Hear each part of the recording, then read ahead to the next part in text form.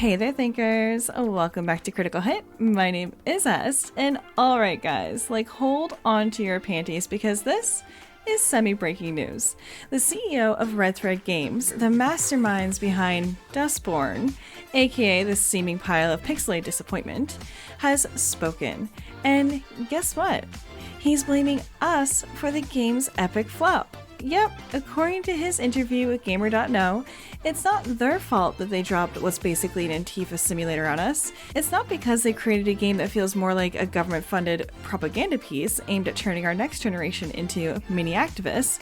No, it's the gamers, the fans, the people who actually play the games. We're the reason it failed. So apparently it has nothing to do with bad storytelling, clunky gameplay, or the fact that no one asked for a woke warrior experience.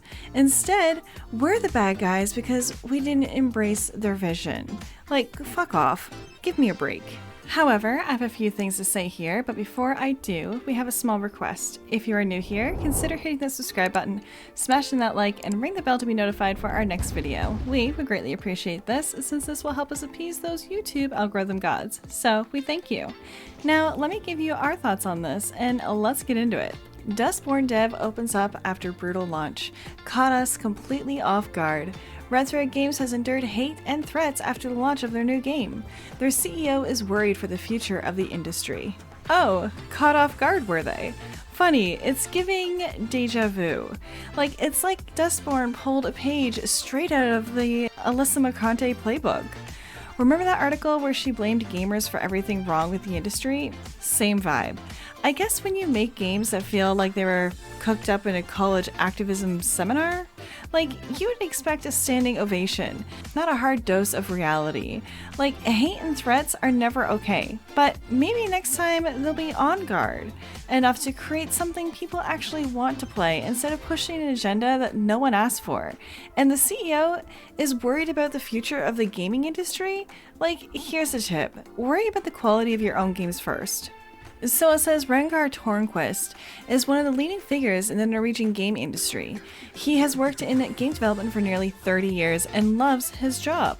It is his greatest passion. However, the launch of Dustborn, the newest game of Red Thread Games, has forced him to seriously reconsider whether the game development is something worth pursuing.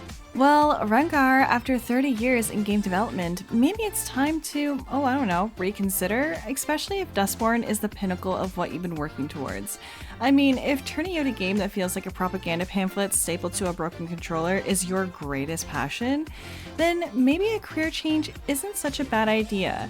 Might be time to leave the Antifa simulator to, someone else, and find something that doesn't leave players asking for a refund and a therapist.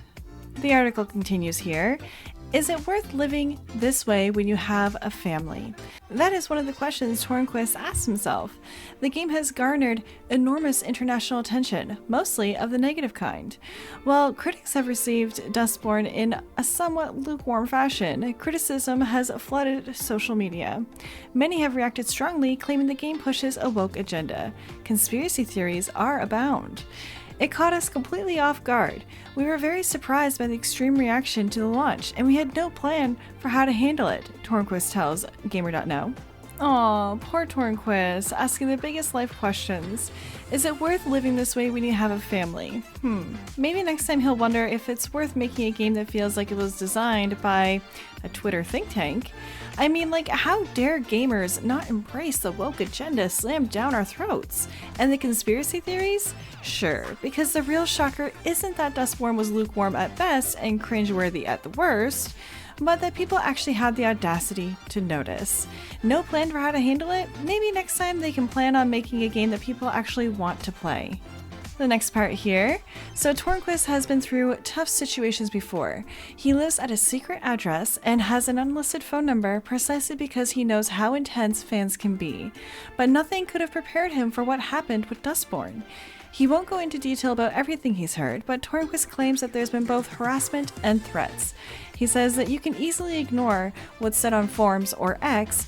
Emails feel a little closer to home, but receiving text messages where someone wishes you dead is unsettling. Oh, Though I highly doubt that people are wishing that he would die, you would think with such a bold claim that he would have, oh, I don't know, a screenshot of that or some sort of proof. And Tornquist living like he's in witness protection because, people don't like his game? Must be hard having an unlisted phone number when the harshest thing that you've had to face is criticism over an overpriced Antifa simulator. But hey, who needs a plan for handling backlash when you're totally surprised that gamers weren't lining up to play your propaganda piece? Conspiracy theories, harassments, threats? I don't know, maybe next time plan for making a game that people actually want to play instead of being caught off guard by, fucking reality. The article goes on to say that several videos about Tornquist has surfaced on YouTube. One video claims that Tornquist has said that he wants to drown babies. That is obviously pure fabrication, but Tornquist finds it surreal. It should be fairly obvious that I don't want babies to die, he says, laughing in frustration. I think it's outrageous. There's no way I can get this removed, and it's a very damaging lie. I just have to ignore it and hope people are smart enough to understand that it's not true. On social media, many are drawing parallels between Red Thread Games, Dustborn, and Firewalk Studios' Shooter Concord. And Red Thread Games' office in Oslo houses 12 people, Firewalk has 165 employees, and Sony, a billion-dollar company, backing it as publisher. We are a tiny studio. That's why it feels so blown out of proportion when we experience so many attacks and conspiracies. It takes a toll. Red Thread's goal is to create story-driven games that stand out. They aim to make something innovative and fresh.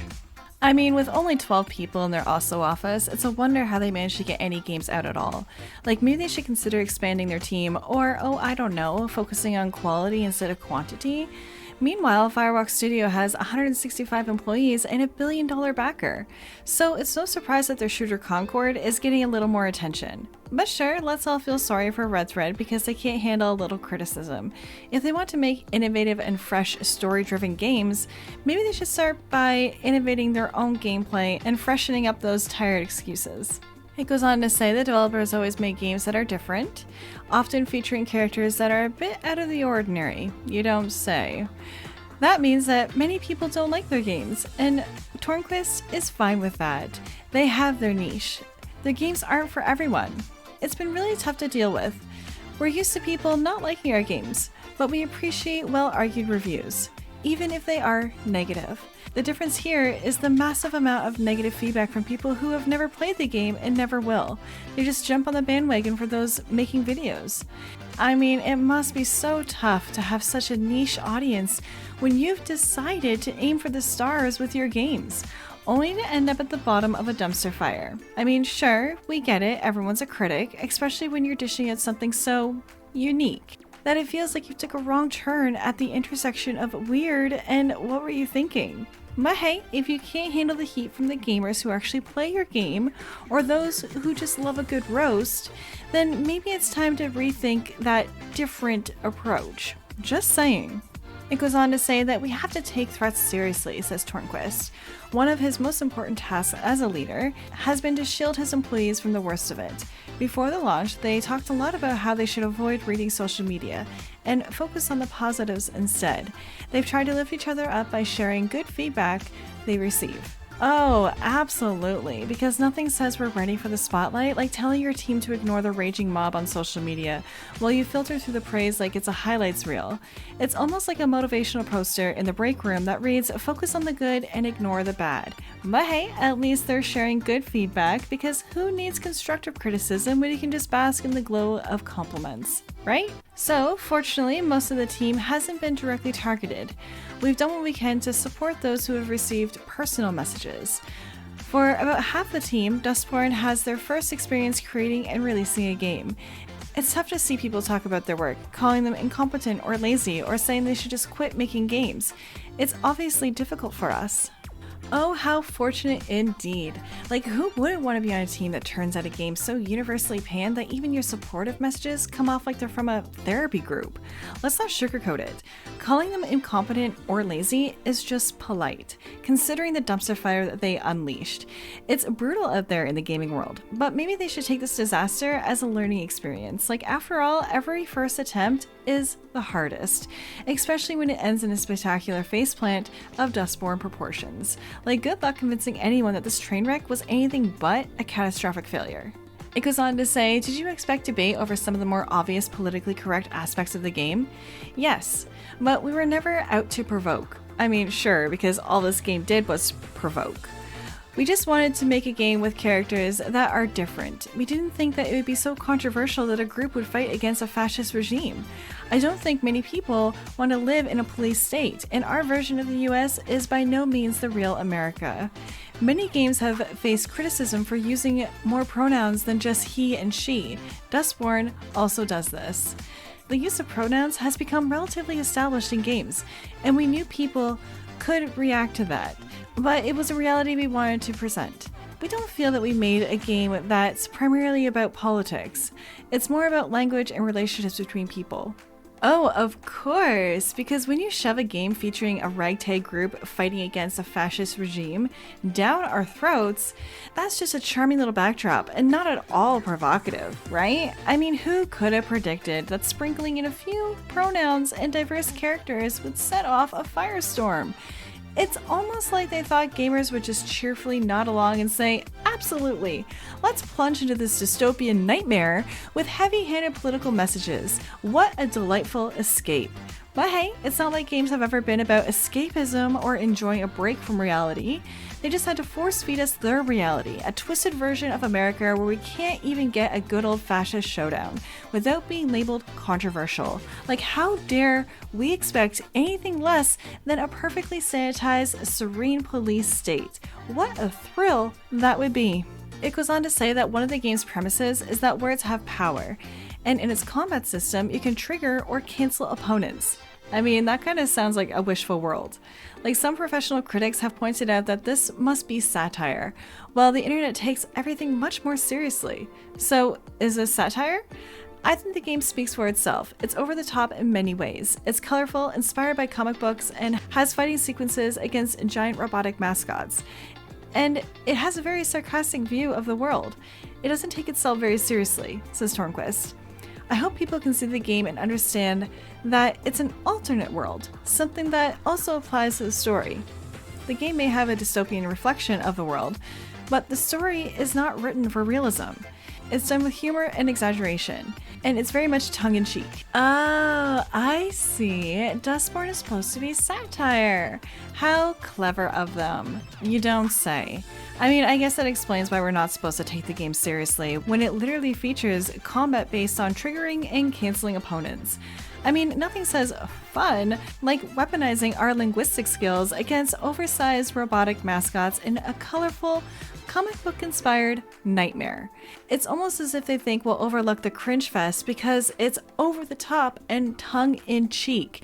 I mean, newsflash, just because you slap a sarcastic tone on your poorly constructed dystopia doesn't mean it's clever or entertaining.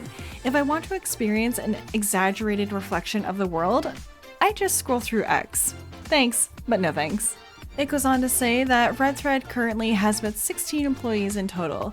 The number has been stable for a while, and keeping it that way is a goal moving forward. They want to keep the same team.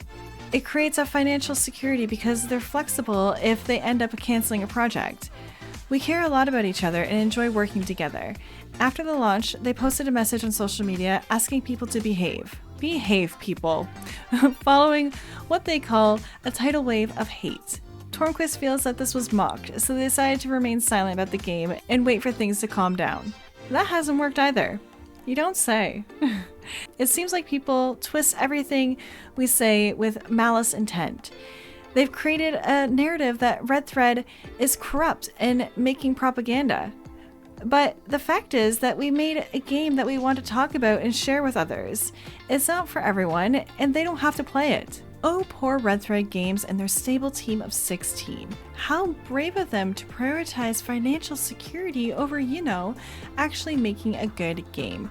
I mean, who wouldn't want to work in an environment where the idea of creativity means just staying in your cozy little bubble and avoiding the tidal wave of hate? And really, Tornquist, it must be so hard to watch people mock your plea for civility while you're sitting there on a throne made of disappointed players' tears. It's almost like releasing releasing a game that feels more like political propaganda than a fun gaming experience might stir up a few negative opinions. Shocking, right?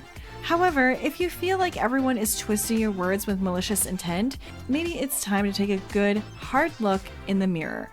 If you don't want the backlash, perhaps don't serve up a dish that's already gone sour. And if your game isn't for everyone, maybe, just maybe, stop pretending it's a masterpiece that deserves a spotlight. Just a thought. It goes on to say that on social media, a big deal has been made about Dustborn being a flop and that no one is playing it. That's not how the developer sees it, but Red Thread would certainly like the sales numbers to be higher. Dustborn is not a flop. The game has received mixed reviews, but also a lot of positive feedback. Those who actually play the game seem to enjoy it. Dustborn isn't selling as much as we would like, but we're proud of it and think it's a good game, says Tornquist. The publisher, Quantic Dreams, holds the detailed sales figures, so Tornquist doesn't have a full oversight yet, and this is common for game launches. Even though it's not an immediate success, it has sold far more than what people are saying online, I can say that. Oh, bless Tornquist's heart. Isn't it adorable how he's trying to put a positive spin on Dustborn? It's like he thinks that if he says it's not a flop enough times, we'll all just suddenly jump back in and embrace the mixed reviews as gospel. Sure, a few who actually played it might find something to enjoy about it, but let's be real. If you have to defend your game like it's your baby at a talent show, it's probably not winning any awards. And claiming it sold far more than the naysayers are saying online, that's rich. Maybe next time Tornquist should have saved the excuses for a more palatable launch instead of pretending that gamers are just too ignorant to recognize a mediocre title when we see one. But hey, at least he's proud of it, and nothing says success like a developer trying to convince everyone that their game isn't a disaster. But that is all I can stomach from this gaslighting article. Seriously, how much more of this nonsense can we take? I am so done with the lies and the blatant blame shifting. If you want to dive deeper into this delusional rabbit hole, I'll link the article in the description below. But just be prepared for a wild ride of denial and finger pointing. However, those are my thoughts on this. Let me know your thoughts down in the comments below. And hey, before you go, subscribe to our channel, smash that like button, and ring the bell to be notified for our next video. As always, this is Est, and I'm signing off now, so I'll see you in the next one. Toodles!